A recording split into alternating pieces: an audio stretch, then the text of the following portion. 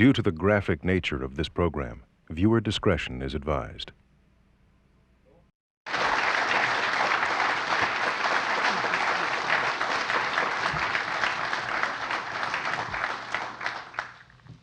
like to thank every one of you for coming out here today.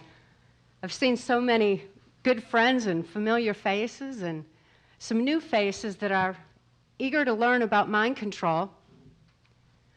My experience as a mind control slave on a White House Pentagon level was extreme. I was totally robotic. I had no capacity to think for myself. So my sexuality was heightened from a very, very early age, and I also developed what is known as dissociative identity disorder. It was formerly termed multiple personality disorder, but has since been redefined because it's not multiple personalities, but the shattering of a personality and a compartmentalization of memory, of trauma, too horrible to comprehend. Childhood sexual abuse is certainly too horrible to comprehend. There was no place for that in my mind. I know right close to here you had a major occurrence going on with the Marin County Daycare Center because Lieutenant Colonel Michael Aquino was on the daycare board. The founder of the occult temple set that's proliferating on our military bases. Head of the Psychological Warfare Division of the Defense Intelligence Agency. One of my primary mind control programmers, and someone who doesn't religiously believe in what he's doing, but certainly understands that trauma, like sexual abuse of children, which he's, with the Presidio daycare scandal, certainly named him in, and occult trauma are certainly too horrible to comprehend. There's no place for it in a child's brain, in anyone's mind for that matter. I've always been driven by curiosity. That is really what got me into all the things that I've gotten into. I don't have any, what you call demons. I don't have any hatreds. I don't have any agendas or things that I have to push or sell on anybody. I just like to find things out. And that's always sort of been where I've been coming from.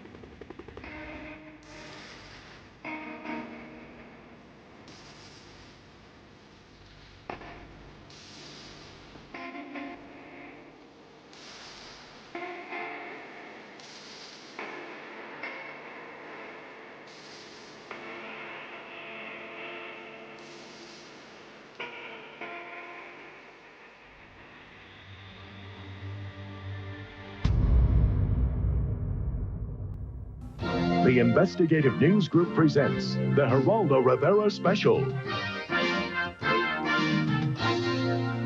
Devil Worship. Exposing Satan's underground. In our investigation, we discovered that some of Satan's soldiers are also high-ranking officers in the United States military. Here at San Francisco's Presidio Army Base, for example, Lieutenant Colonel Michael Aquino led a double life as a satanic high priest. Here, charges surface connecting ritual child abuse at the Presidio Daycare Center to the devil cult. It was here, parents and others allege, that as many as 60 young children were ritualistically abused by soldiers of Satan. Colonel Aquino, we note, sir, for the record, that you were originally implicated in the dreadful charges of child abuse. We note also that no charges were ever brought against you. Would you like to comment on why those charges were brought against you?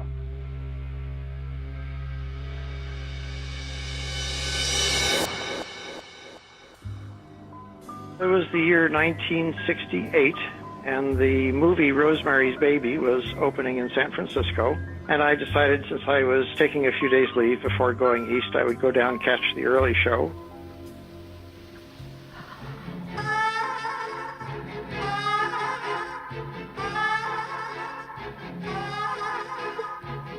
What have you done to it? What have you done to its eyes? He has his father's eyes. And as I was leaving the theater, A black hearse pulled up in front, and out of the hearse piled a number of formidable-looking ladies and gentlemen, all dressed in black, the central figure of which was a very imposing goateed man. And after I watched this procession go by, I went over to the theater manager and said, "What in the world was that?" And he said, "Oh, that was Anton LaVey and some members from the Church of Satan." And he was involved with helping to make the movie. I said, "No kidding, a Church of Satan right here in San Francisco. Cool." I decided I would go check them out. So I saw that the Church of Satan was giving lectures to the members of the public. So I went and listened to a couple of lectures by Anton. Well, I had a man come to me the other day, and he said that it was just terrible. When he joined the Satanic Church, he was masturbating just about every day. And now he's masturbating 2 and sometimes 3 times a day. He's very happy, much happier than he's ever been before. That's last week, too, on top of that. He struck me as very pleasant. He had a good sense of humor. And in a nutshell, I decided that I would try out membership in the Church of Satan, which then impressed me enough that I decided to become a member of the priesthood, and then it went on from there. The Church of Satan took on the institutions of Judeo-Christianity and other mainstream religions, and it said, these things are mostly excuses for control of people. They are means of exploitation. They are not really ways of getting at the truth of things, and they certainly have nothing to do with authentic metaphysics. All religions are based on abstinence rather than indulgence, and all religions, therefore, have to be based on fear. Well, we don't feel that fear is necessary to base a religion on.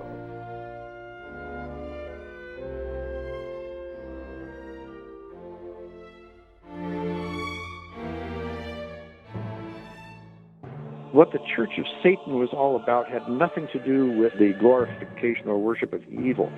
It had everything to do with the question of separateness of the individual consciousness, or in this case Satan, from the universe around it. Therefore, your consciousness, your soul, is something outside of nature, and that is what you might call the original sin of Satan or any characters in history that have symbolized the human psyche. So the adventure of the Church of Satan was to explore what it is to be a human being and to take responsibility for yourself.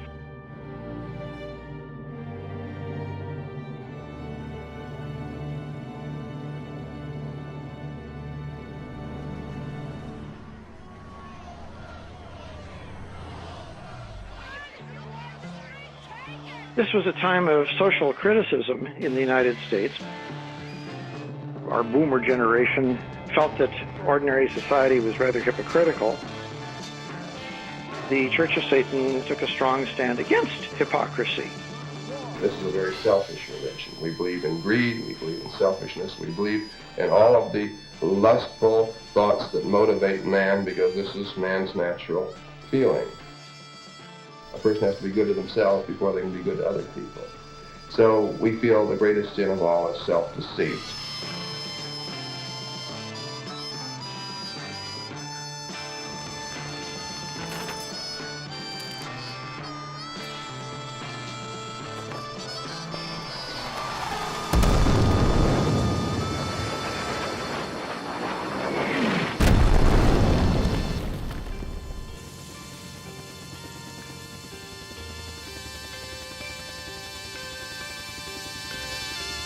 As soon as I was in the Army, they sent me to PSYOP and Special Forces schools, and then sent me in 1969 over to Southeast Asia, where I was for the next year. When I went to Vietnam, I was assigned to the 4th Psychological Operations Group, which handled all of that area of Southeast Asia. Psychological operations, or PSYOP, was propaganda, the kind that's delivered on the battlefield, such as leaflets and loudspeaker messages, to get the other army demoralized and suggest that it should surrender. It's also used against neutral audiences, such as host country civilian areas, to get the people to cooperate with you rather than to become combative with you. I was either in a helicopter or on foot or in a truck driving myself around the country. in and out of villages which might or might not have been Viet Cong controlled. That was the way to get to talk to people and to figure out where I could do some good. When we were talking to civilians, we just emphasized themes like civil construction and land reallocation and the building of schools and medical care and inoculations and hospitals and all those kinds of positive things. And when we were talking to enemy soldiers, the themes were more along the line of, you really are fighting a much superior force here. The odds of your going home are very small. You're up against a lot of military machinery. The more it can find you, it's pretty much going to destroy you.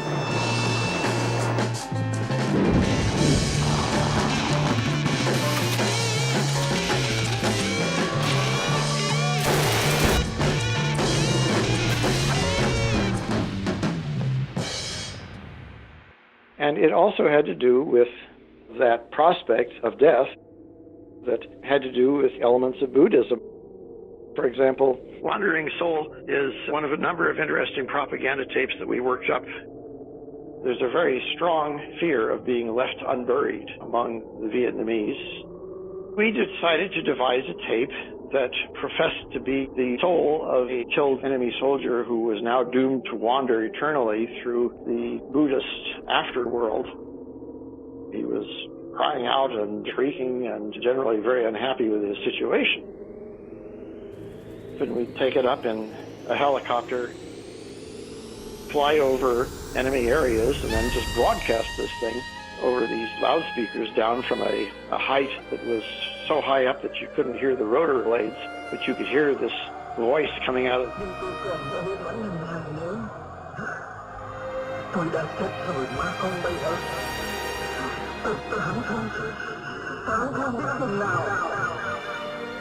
It didn't physically hurt anybody, but it did scare people. We indeed had quite a few people surrender and come over to our side saying they didn't pay any attention to the stupid American propaganda, but they'd heard one of their fellows talking to them from the afterworld, and that freaked them out.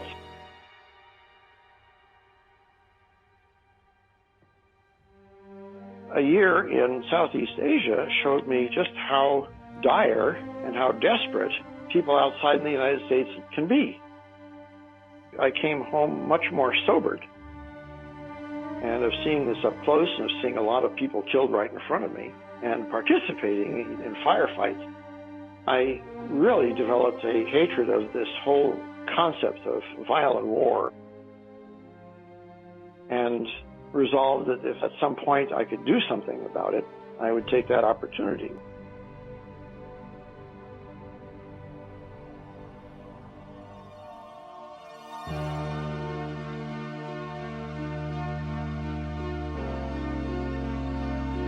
We had a great time for the first 10 years of the Church of Satan. I was basically the next highest initiate to Anton himself. At that time, I was editing the church's newsletter, The Cloven Hoof. Each month, Anton would send me his own article for it. In May, he sent me an article that, of all things, said that the initiatory degrees of the Church of Satan were going to henceforth be available for cash donations as basically a thank you for people who made contributions to the church, meaning him. And I went back to him and I said, I think I misunderstood you here. You can't say that you could just buy the priesthood. And he said, well, that's exactly what I do want. And I said, you can't do this. It would turn the whole Church of Satan into a mockery. It make the whole thing insincere. And he said, I don't care. That's what I want. Do it. I said, under these circumstances, I can't remain a member. I feel that you just corrupted the entire concept. At that point, I and basically the entire rest of the national priesthood resigned from the church and a short time later founded what became the Temple of Set. The Temple of Set follows the ancient Egyptian Prince of Darkness, Satan in another guise. It's America's only legal satanic church and enjoys tax-free status. Lilith Sinclair and Temple Director Michael Aquino edit the Satanic Newsletter. It has a circulation of 75. The name change came about because we began to bump our noses up against the limitations of Judeo-Christian symbolism and iconography. Their idea of a Satan was there as a scarecrow. We went all the way back to ancient Egypt, where they didn't have these kinds of issues and problems. And we looked at the ancient Egyptian principle. People would sometimes call these gods, but we would prefer to call them principles or forms, or in the Egyptian hieroglyphic term, neteru. We looked at the one that represented the independent human consciousness, the juxtaposition of human self-awareness from that of the rest of the natural universe, and that was the Neter Set. And that's how the Temple of Set came to be what it is. The motivation for becoming a Setian is to say, who and what am I, and what should I be doing with myself? One of the differences between the Church of Satan and the Temple of Set was that the Church of Satan did not go into this second question all that deeply and was actually rather hedonistic. While this was all very enjoyable, should you be looking at something better and higher of yourself? How can we enter any situation and make it better instead of reacting like angry animals or greedy animals or lusty animals? How can we raise the standards of our conduct to what a true divinity would be? Underlying almost everything we do is a much greater commitment to this quest for the perfection of your personal soul. And that's what brings people to become Setians.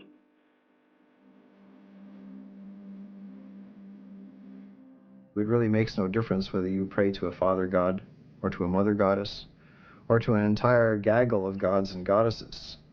You're still wishing the same thing. You're still wishing to be included. You're still wishing for their acceptance. You're waiting for them to put their arm or arms around you and say, you belong. The Satanist, the black magician, we do not seek to have our decisions and our morality approved or validated by any higher god or being. We take responsibility unto ourselves.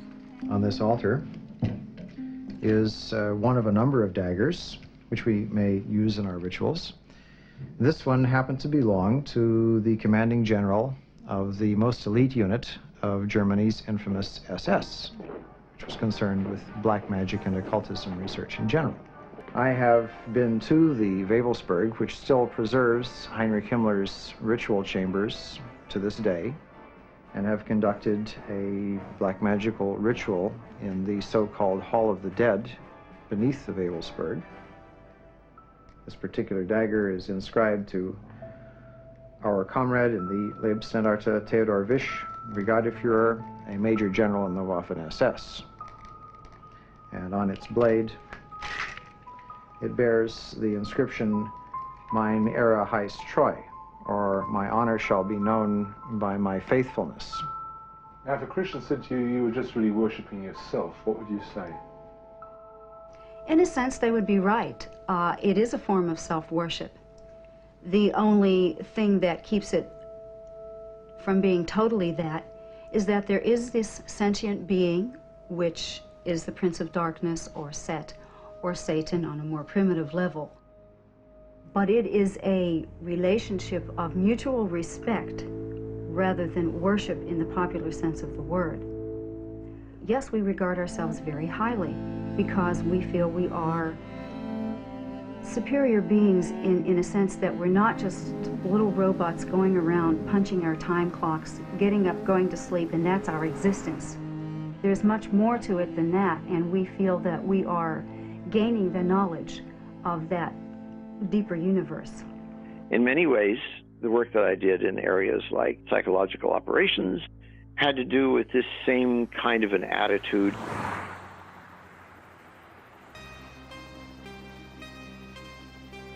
Later on, when I was assigned as a research and development officer to the 7th PSYOP group in San Francisco, I was asked by its commander, Colonel Vallely, to do a post-mortem on the PSYOP effort in Vietnam because the war was generally a failure over there for us. The result was to come up with the realization of why U.S. PSYOP had not worked.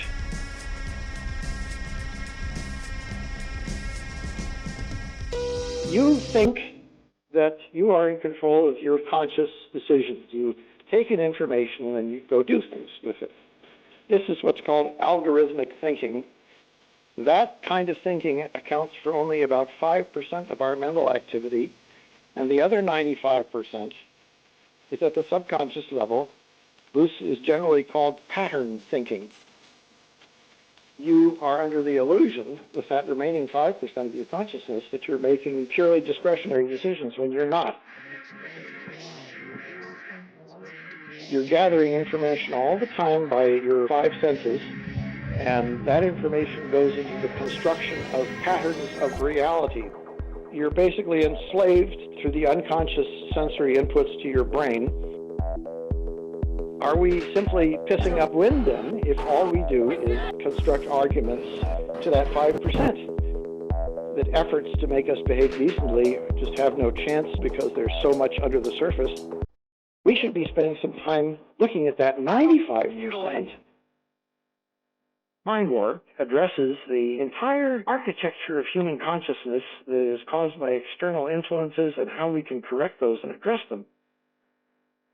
We actually have a lot of technologies that we can use to influence all of those factors that come in and generate these reality patterns.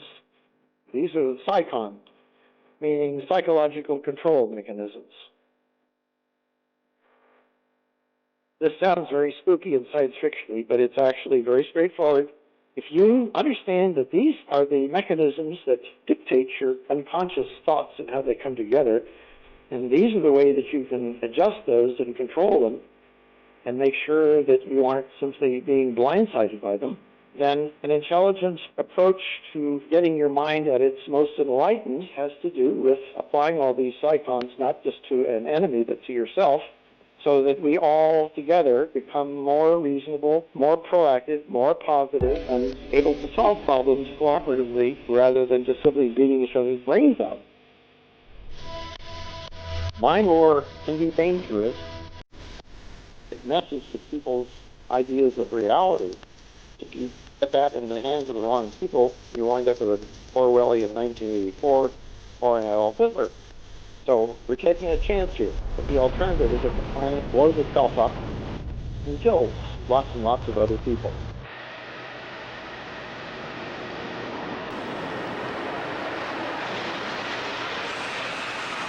Holy fuck! Oh my God! Oh my God! Since 9/11, we're in a state of permanent war that has no defined enemy. The United States military has begun strikes against al-Qaeda terrorist training camps, undermine Saddam Hussein's ability to wage war. Degrade and ultimately destroy the terrorist group known as ISIL. No way to know when it's going to end. And it wasn't really declared in the first place. And now it's just sort of taken for granted, and nobody knows how to stop it. Nobody's even trying. I figured I had to start somewhere. Mind war is just a way to deal with national stresses and strains and problems without shooting somebody.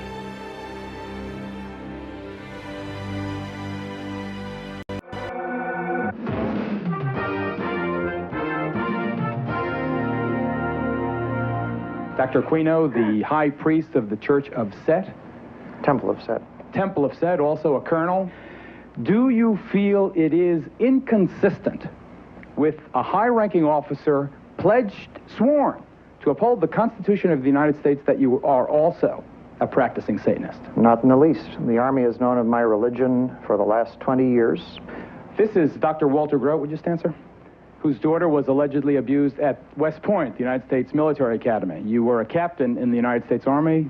What is your feeling, sir, on the fact that a serving officer in the United States Army is also a professed Satanist? Mr. Aquino has identified himself as an antichrist. He preaches that as the leader of the Temple Set. I don't think I'm misquoting him. I find it inconceivable that we can have somebody in our Army leading our troops in battle who are opposed to the very concept of God and whose whole purpose it is to fight against God.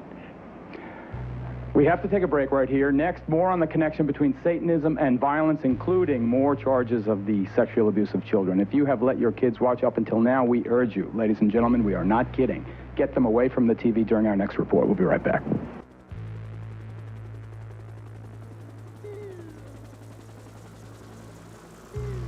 The interesting thing is I never received a single shred of negative accusation or publicity or anything until the period of time when the country was going through a kind of a hysterical mania about imaginary satanic ritual abuse that was supposedly convulsing daycare centers all through the country. This country goes through various scares when it has witch hunts. In the early 80s, when communism was beginning to fail as a bugbear, suddenly it became Satanists and occultists. And of course, the way to scare people the most is they're after the kids. A bizarre story unfolded in a Los Angeles court today, a story involving sexual abuse of children in daycare centers. A case that prosecutors say could have national implications. Prosecutors allege 7 teachers molested, photographed, drugged, and threatened the children. Placement of sharp foreign objects into vaginal areas, bombing a family home, is beheaded in front of them, or a rabbit, and someone sticks a knife in that rabbit. That's a very convincing thing. It's the latest in what seems to be an epidemic of child abuse in this country. There's a substructure of people who are child molesters, and people who do not come from that subculture would not be hired at that school. She uses anatomically correct dolls and puppets to try to coax the truth from preschoolers. Mr. Parrott, can you help Susie show us what happened to her? No day goes by without more reports of sexual abuse of children. Police say dozens of children are involved in 7 child molesting cases revealed here this month. Says child abuse is not increasing here, but public attention given the crime is. Law enforcement authorities suspect they may have stumbled on an international child abuse ring. 2 well-dressed men were discovered with 6 filthy, ragged, insect-bitten children. The organization is probably some type of satanic cult, and the prerequisite of joining this group is to give up the rights to your children. Officials allege that the group was conducting brainwashing techniques and that the children were used in rituals. Authorities still lack precise answers to very fundamental questions. Who are these children? Where are they being taken? And why? And perhaps most worrisome of all, are there others out there like them? Candy Crowley, NBC News, Washington. This all started with a book called Michelle Remembers, published in 1980, in which some Canadian psychiatrist said that his wife, under hypnosis, had recalled being mangled by the Church of Satan when she was a kid. Well, we never had any Church of Satan in Canada. It was later revealed to be a complete fraud, but it put the idea into people's heads. It was exciting, and it was thrilling. It was kind of like a Hollywood monster movie. And also, it gave people an opportunity to get headlines, make themselves important, and maybe make a lot of money. So suddenly there were people howling about just satanic daycare centers and schools. The satanic movement in the world has set up preschools throughout the world for the purpose of getting their hands on our children. It makes no difference what you believe about Satanists. They're doctors, they're lawyers, they're teachers. It makes no difference what you believe about their agenda. They're oftentimes people who are in positions of great influence over small children. What's important for you to know is that they believe it, and they have a very specific agenda, that is to seduce your children into Satanism. There were scores and scores of these things around the country during the decade. I never paid a whole lot of attention to this originally because I thought it was just a crazy fad that would wear itself out. But as it turned out, there was a lot of these scare things going on in the military too. In many of these preschools, the children are exposed to sex from the time of birth. And we had to watch as they skinned his legs. Anything to destroy a child's innocence or their trust or their wonder at the world, they will do it. Eating the eyes means that you're high up in the hierarchy of Satanism and you pluck the eyes out of a human and eat them. The higher officials in these public organizations do not want to acknowledge that this is occurring. A mother will be asked to sacrifice her own child to Satan, and she may even, in fact, be ritually impregnated. And I have a page missing, and I'll have to dig that one up some. I don't know what happened to that page. Maybe the Satanist got it. There had been about 20 or 30 accusations about military schools and daycare centers on Army bases. And in 1986, a number of parents on the Presidio decided to attack a daycare teacher there named Gary Hambright. despite the fact that he was always surrounded by lots of other teachers at the daycare center. Suddenly, everybody was making accusations about it. In San Francisco tonight, authorities say there may be as many as 37, quote, suspected victims in their investigation of possible sexual abuse at the Presidio Army base. The incidents, which began more than a year ago, resulted in 4 children being treated for a sexually transmitted disease and 1 child possibly being infected with the AIDS virus. The U.S. Army says no one currently working at the daycare center is under suspicion. With the Presidio case, almost 10% of Army daycare centers worldwide now have come under investigation for child sexual abuse. What actually was done to the kids? Oral copulation, sodomy, defecation. They were urinated on. In my case, a Presidio Christian chaplain by the name of Adams Thompson waited a year and then decided with his wife that they were going to make an accusation against me and my wife, since I'd been assigned to the Presidio up to 1986. In 1987, I was actually reassigned to Washington, D.C., where I was a full-time resident student at the National Defense University. So I wasn't even there at the Presidio when all this was going on, but that made no difference. The first that I learned about the chaplain scam was at the end of my year at the Industrial College, when my wife Lois and I came home here to San Francisco. One evening when we were hanging around the house watching TV, there was a knock at the door, and in came the San Francisco police and the FBI with a search warrant. And for the next several hours, they were turning the whole house upside down, looking for evidence of child abuse. And we were sitting there with our mouths open saying, what in the world is this?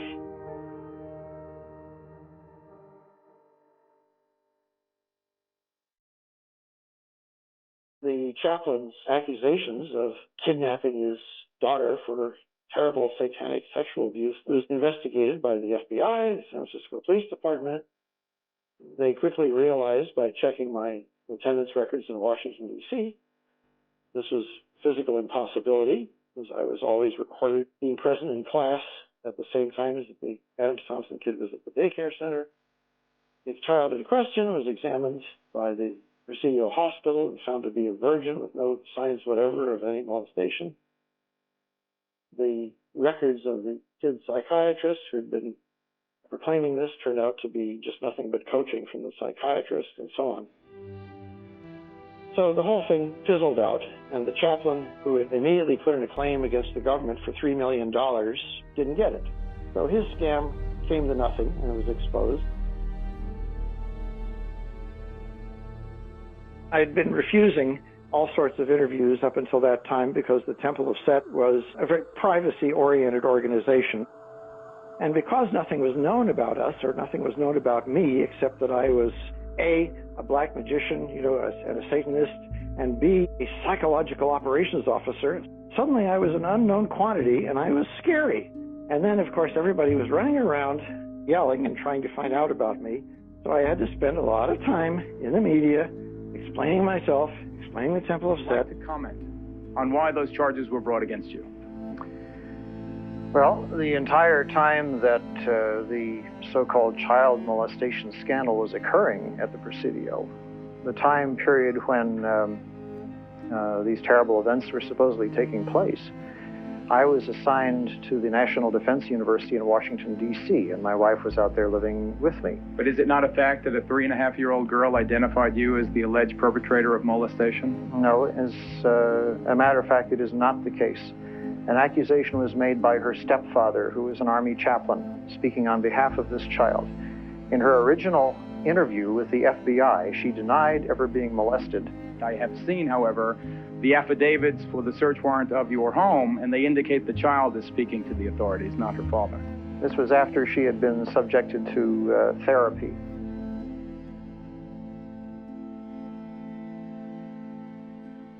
After the investigation was over, I went right back to the rest of my active career. In 1990, my next assignment was 4 years at the U.S. Space Command in Colorado Springs, where I held an above-top secret clearance, which you definitely do not get if the government thinks that you are a pedophile. Hi, this is Trevor Coppola for Anthony J. Hilder and for Alex Jones and whoever else will be listening. I have Doug Millar.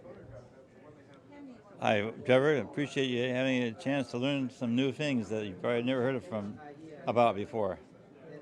We're happy to have you here. What would you like to talk about today? Look at this. I'd like to ask everybody, show them this photograph, male or female? My name had been thrown all over the country, and the people who seemed to have fun with the idea of pedophile conspiracies just kept throwing the mud at me after that. And that's just what happens in the age of the internet. But he's the expert that does MK Ultra torture mind control. And here's the one thing that will always stick to you, Mr. Aquino. Mikey, as you used to make kids call you. So many children all fingering you as being present at one or more of the molestation / rape / torture / beating sessions. It was my experience with Michael Aquino that he does not believe in the power of Satan. What he does believe in is the power of trauma on the human mind and the compartmentalization of memory through high-voltage stun guns. This stuff is nonsense and should be fairly obvious to anybody who knows me. My actual record is a matter of public record. I'm obviously not a criminal person, or I would have law enforcement people crawling all over me all the time.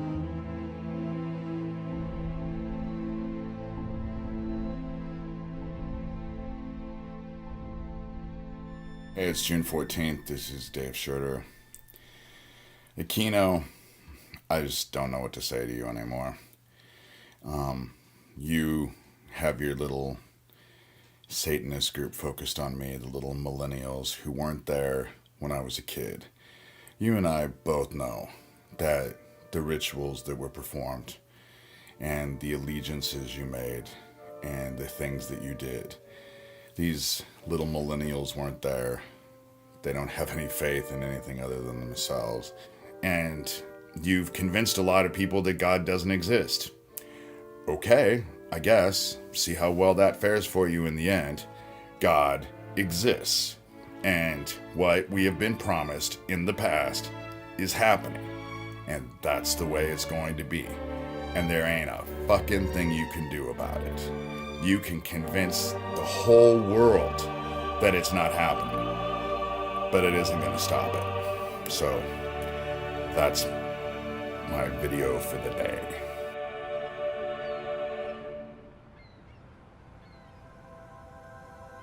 My actual personality and what I do and don't do is pretty much an open book. And I've tried to write down as much as I can in as coherent a fashion I can about everything that I've learned over the years. I'm 70 years old, not in good health, just survived a couple of major bouts with cancer. I don't expect to be around much longer. People will just have to interview me by seance. At the end of the day, every day, you have to look at yourself in the mirror and decide whether you're proud of who you are and what you've done. And if you can say that you are proud of who you are and what you've done, then that's really all that you can expect from yourself. You can't make over the entire universe by yourself. But if you're walking down the beach and you see a starfish on the beach that's going to die if he's left there, and you pick him up and you put him back in the surf, maybe you haven't changed the whole world, but you've made a difference to that starfish. So if you go through life keeping the starfish in mind, I think you're going to do okay.